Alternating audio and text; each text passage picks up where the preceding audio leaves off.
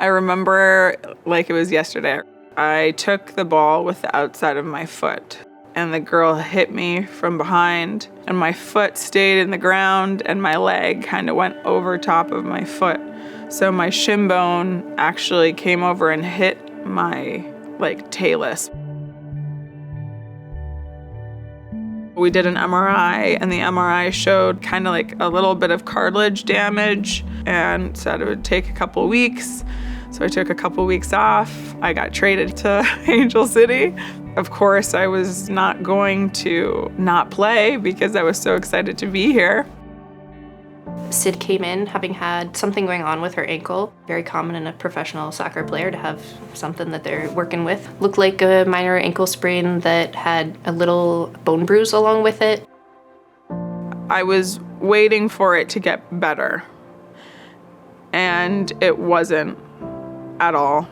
If I was running and I would stop right away, the feeling like going up my leg, going up my shin, felt like someone was just like taking an axe to my foot.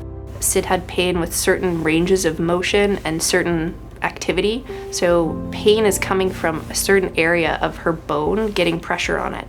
I got another MRI and basically the MRI had no change to the bone. The bone was still bright white and they didn't really understand what was going on. Neither did I.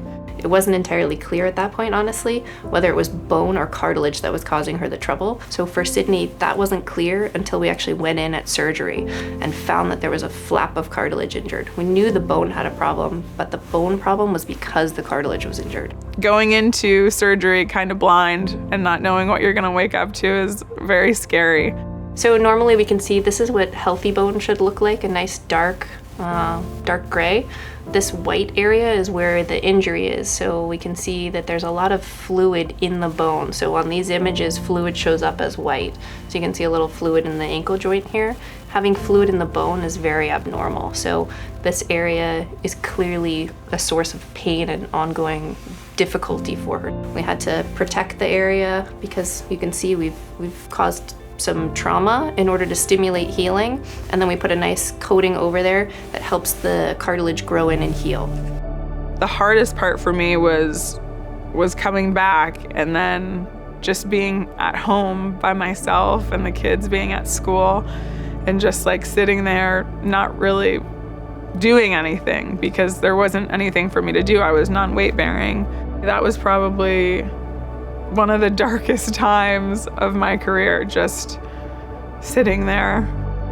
My biggest fear was that this was how it was always gonna feel, and if this was how it was always gonna feel, I would never be what I know I'm capable of being as a soccer player.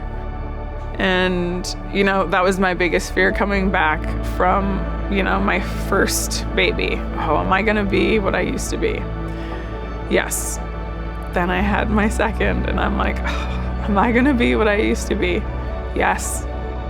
And then this one, I'm like, okay, if I can have 2 babies and come back, like a little ankle injury ain't got nothing on me.